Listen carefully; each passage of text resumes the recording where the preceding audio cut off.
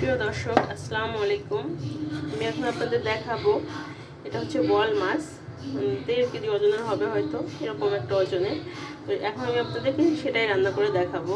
তো শুরুতে আমি মাছটাকে সুন্দর করে ধুয়ে রেখেছি, পানি ঝরাই নিয়েছি। দিয়ে দেবো হালকা, খুব বেশি না, হালকা পরিমাণ লেবুর রস। হ্যাঁ, দিয়ে একটু সুন্দর করে মাখায় নিতে হবে এভাবে করে। দিয়ে দিব লবণ। লবণটাও খুব বেশি না।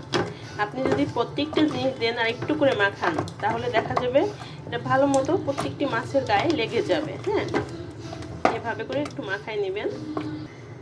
খুব অল্প পরিমাণে আদা দিয়ে দিব।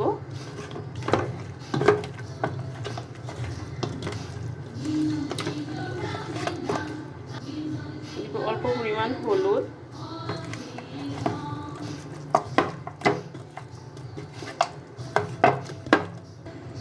দিয়ে দেব হালকা পরিমাণ মরিচের গুঁড়া। এগুলো অনেক বেশি দেবেন না আপনারা কেউই।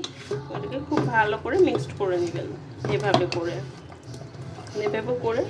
একটু 4 মিনিট রেখে দিব। 5 মিনিট মতো ম্যারিনেট করা হয়ে যাবে অন্যগুলো রেডি করতে। এখন আমি প্যানটা গরম করে তেলটা দিয়ে দিব। সামান্য জিরা,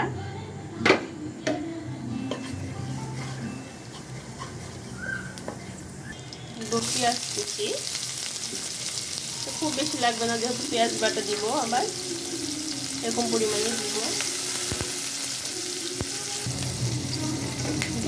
কাঁচামরিচ।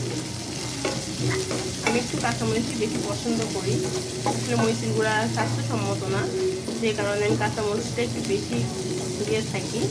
মাঝে মধ্যে মরিচের গুঁড়া দিই, কিন্তু সেটা খুব অল্প পরিমাণে। এভাবে এটাকে নেড়ে কুসুম কালার করে নিব। দেখেন আমার পেঁয়াজের কালারটা কিন্তু হয়ে আসছে। এই মুহূর্তে বাটা মশলাটা দিয়ে দিব। তো এখানে আমি আদা বাটা, খুবই সামান্য আদা বাটা, একটু রসুন বাটা, পেঁয়াজটা বাটাতে একটু বেশি দিয়েছি, জিরা বাটা দিয়েছি একটু পরিমাণ মতো। আসলে এটা 1 চামচ 2 চামচ এটা বলার আসলে কিছু নেই। এটা আপনি আপনার জিনিসটা দেখে বুঝতে পারবেন যে কী পরিমাণে লাগবে।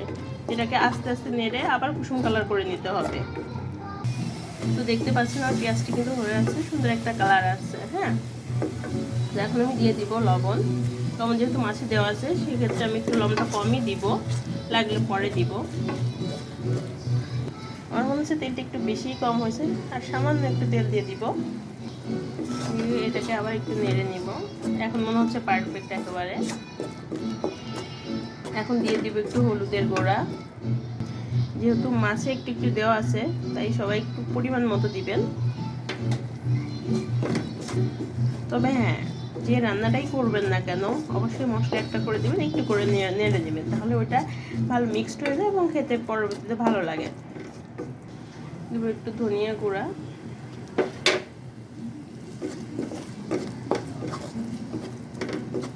এগুলো আপনারা আপনাদের পরিমাণের উপর ডিপেন্ড করে দেবেন। এগুলো আপনারা নিজেরাই বুঝতে পারবেন আসলে 1 চামচ 2 চামচ 3 চামচ এরকম করে করাটা আমার মনে হয়েছে শুধু তাহলে মানুষ রান্না করতে যায় তখন বিভ্রান্তিতে পড়ে যে কতটুকু আছে কি পরিমাণে। তো এই জন্য আমার মনে হয় যে আমরা সবাই বুঝতে পারি কম বেশি, সেই আন্দাজে দেওয়াটাই ভালো। দিব মরিচের গুঁড়া 1 স্পুন মতো দিয়ে দিয়েছি আমি। যেহেতু আমি কাঁচামরিচটা অনেক বেশি দিয়েছি, সেহেতু এর চেয়ে বেশি আর লাগবে না আমার।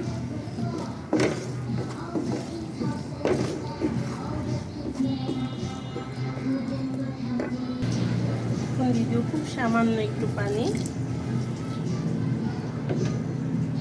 দিয়ে আবার নেড়ে নিব।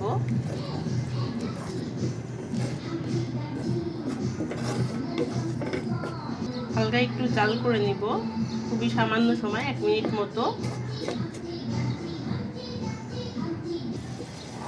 মশলাটা এরকম হয়ে গেছে দেখেন।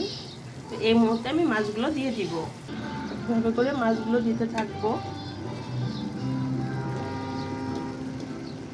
এটাকে খুব সুন্দর করে মিক্সড করে নিব। যেহেতু এই মাছটা অনেক বেশি নরম হয়, তো আপনারা সবাই একটু সাবধানে নেড়ে চেড়ে নেবেন, নাহলে কিন্তু ভেঙে যাবে। হ্যাঁ, তো খুব অল্প নাড়বেন এবং খুব আলতো হাতে করবেন, যাতে মাছগুলো ভেঙে না যায়। এভাবে করে একটু মিডিয়াম জালে ভুনে নিব মাছটা। হ্যাঁ, কারণ মাছ যত ভুনা হবে মাছের স্বাদটা কিন্তু ঠিক ততটাই বেড়ে যায়। যদি আপনি শুরুতেই অল্প সময় ভুনে যদি আপনি পানিটা দিয়ে দেন, স্বাদটা কিন্তু এত বেশি ভালো আসবে না। আর একটা কথা সবাই মাথায় রাখবেন, মাছটা যেহেতু খুবই নরম, সেহেতু আপনারা লো মিডিয়ামে জালটা রাখবেন।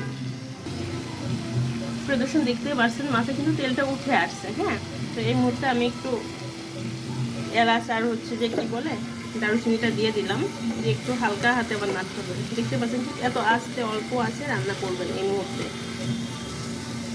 যেহেতু তেলটা উপরে উঠে আসছে, সেই মুহূর্তে আপনারা চাইলে পানিটা দিয়ে দিতে পারেন। আমি আর একটু সময় রাখবো। তো দেখতে পাচ্ছেন মাছটা কষানো হয়ে গিয়েছে। আমি এখন একটু পানি দিয়ে দিব।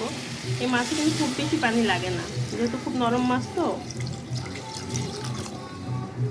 দেখতে পাচ্ছেন যে আমি ঠিক কী পরিমাণ পানি দিয়েছি। এই মুহূর্তে চুলার জালটা একটু বাড়াই দিতে হবে, হাই টু মিডিয়ামে দিবেন। আসলে যার চুলার তাপমাত্রা যেমন সেই অনুযায়ী আপনি জালটা দিবেন। দেখেন ঠিক কতটা সুন্দর হয়ে আসতেছে, এবং এক পিস মাছও কিন্তু ভাঙতেছে না, কত সুন্দর হয়ে আছে। এবং খুব আলতো আলতো করে নেড়ে দিবেন, মাছগুলো দেখবেন একদম আস্তে আস্তে থাকবে। যদি কারো কাছে টমেটো থাকে আপনি দিতে পারেন, খুব টেস্টি হবে টমেটো দিলে। যেহেতু আমার কাছে টমেটো নেই তাই আমি টমেটো ছাড়াই করলাম। তো দেখতে পাচ্ছেন আমার রান্নাটা শেষ হয়ে আসছে। তো আমি এখন বন্ধ করে দিব চুলাটা। আমার পেজের আরও ভিডিও পেতে হলে অবশ্যই সাবস্ক্রাইব করে রাখবেন পেজটা, এবং পেজটি ফলো করে রাখলে অবশ্যই আপনারা বারবার প্রতিদিনের যে নোটিফিকেশনগুলো এগুলো আপনারা পাবেন, এবং নতুন নতুন রান্নার রেসিপি পাবেন। আশা করি আপনারা ট্রাই করে দেখবেন, খুব ভালো লাগবে।